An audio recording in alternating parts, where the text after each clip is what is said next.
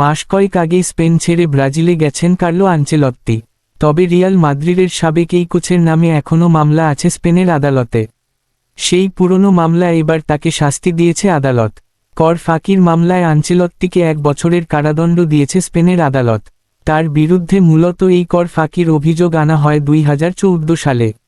তখন তিনি প্রথম মেয়াদে রিয়াল মাদ্রিদের কোচ ছিলেন।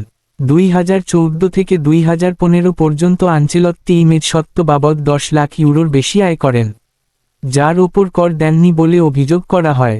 2024 সালের মার্চে আনচেলত্তির 4 বছর 9 মাসের কারাদণ্ড ও 32 লাখ ইউরো জরিমানার আবেদন করেন স্পেনের সরকারি কৌঁসুলিরা।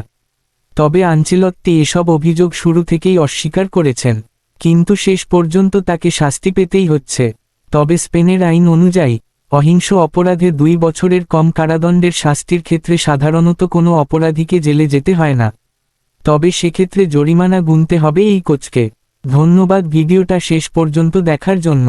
লাইক, কমেন্ট আর শেয়ার করতে ভুলবেন না। সাবস্ক্রাইব করে আমাদের সাথে থাকুন। কেমন লাগলো জানাবেন নিচে। আগামী ভিডিওতে আবার দেখা হবে ইনশাআল্লাহ।